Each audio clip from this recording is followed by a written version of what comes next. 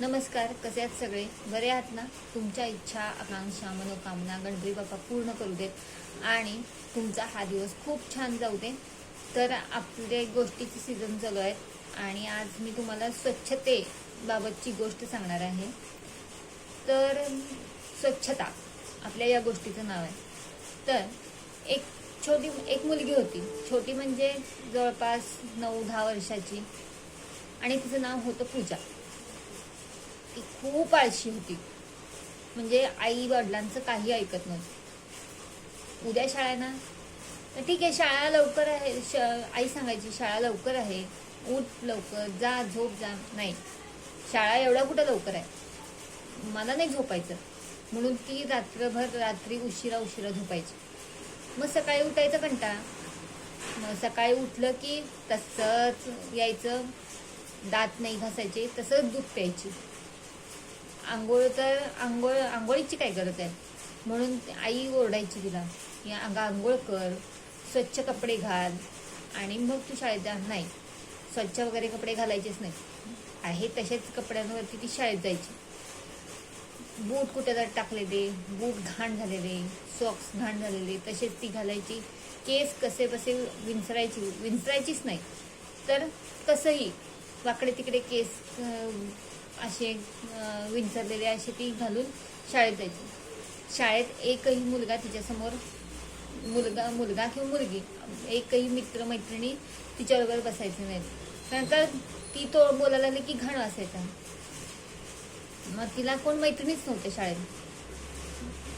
मग काय झालं, मी शाळा करून यायची, आई वडील भरपूर सांगायचे, पण ती काही ऐकायचं नाव घ्यायची नाही. मग एके दिवशी काय झालं, ती शाळेतनं घरी येत असताना तिला एक कचरा कुंडी दिसली, आणि त्या कचरा कुंडीमध्ये एक गाढव आणि एक डुक्कर खेळत असलेले दिसली. तिला असा भास झाला की डुक्कर तिच्याशी बोलतोय. तर डुक्कर घेणे त्या गाढवाला म्हणाला, हे ती बघ, आपल्यासारखीच दिसतेय, घाणडी लोळणार, असंच कचऱ्यामध्ये लोळणारी. आपण कसं लोळतो कचऱ्यामध्ये, तसं ती पण कचऱ्यामध्ये लोळून आली आहे. बघ कशी आहे, आपली साथीच आहे. तिला असं ऐकल्यानंतर तिला ते कसं तर वाटलं. तिनं काय केलं, समोर एक गाडी उभारली होती, त्या गाडीमध्ये जाऊन, गाडीच्या शेजारी आरशामध्ये जाऊन तिनं आपल्याला स्वतःला बघितलं. तर तिला आपल्यालाच म्हणजे स्वतःला तिला किळस वाटली. मग तिने ठरवलं, नाही, आपण असं नाही राहायचं, छान राहायचं.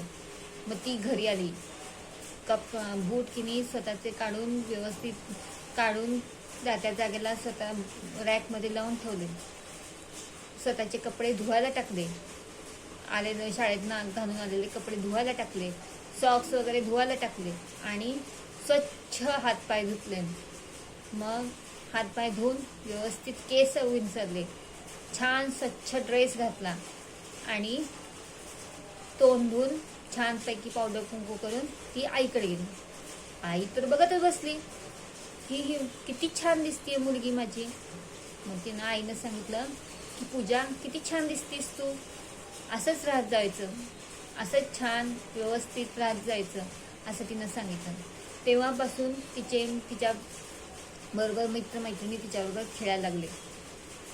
तर पूजा जशी सुधारली तसं तुम्ही पण करत असणार घरात, की वेळेवर दात घासायचे, आंघोळ करायची, केस विंचरायचे, आणि मग शाळेत तुम्ही तसंच जात असाल.